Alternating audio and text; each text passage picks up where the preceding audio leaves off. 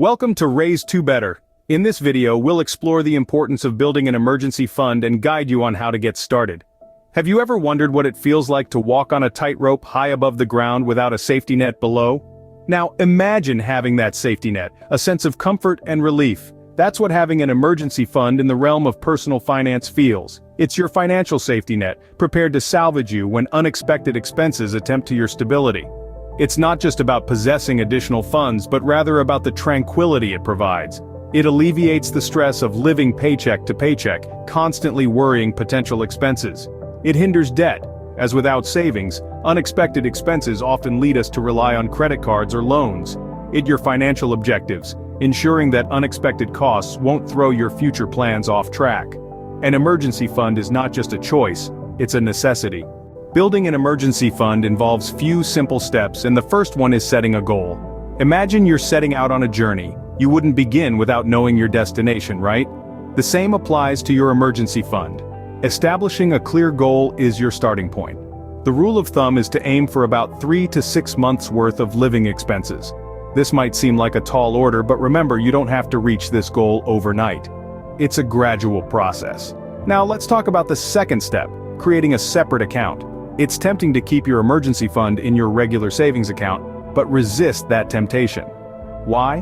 Because it's easier to dip into your savings when they're readily available. So, open a dedicated account for your emergency fund. This will help you mentally earmark those funds for emergencies only, making it less likely you'll use them for everyday expenses. The third step is automating your savings. We're all human, and sometimes we forget. Or we find other uses for the money we intended to save. That's where automation comes in. Set up automatic transfers from your checking account to your emergency fund. It can be as small as $20 a week or as much as your budget allows. The key is consistency. This way, saving becomes a regular part of your financial routine, and before you know it, your emergency fund will begin to grow. With these steps, you have kick-started your journey towards financial safety. But how can you boost your fund's growth?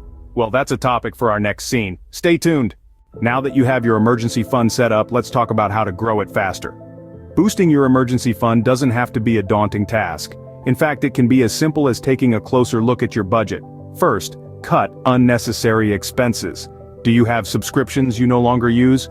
Or maybe you're eating out more than you need to? By reducing non-essential spending, you free up funds that can be directed towards your emergency stash. Secondly, make the most of windfalls and bonuses. These unexpected boosts in income, whether it's a holiday bonus, a tax refund, or a generous gift, can be a fantastic way to bolster your fund.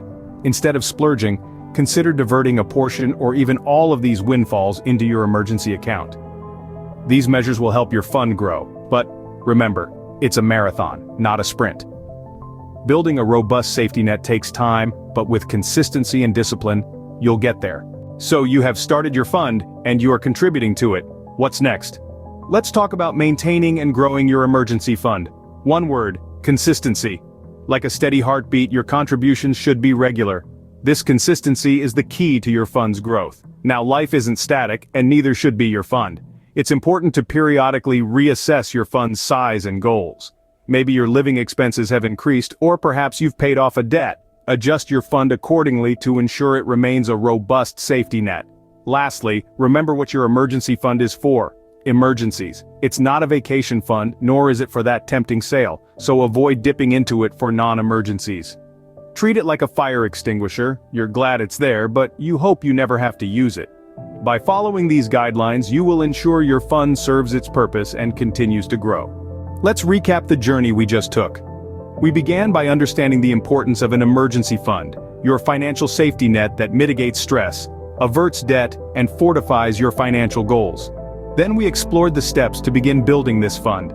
Setting a goal, typically 3 to 6 months worth of living expenses, and creating a separate account specifically for this fund. To make the process effortless, we talked about automating savings with regular transfers from your checking account. We further discussed ways to boost your fund by cutting unnecessary expenses, and wisely using windfalls and bonuses. Consistency was underscored as the key to growing your fund, along with the importance of periodic reviews and adjustments.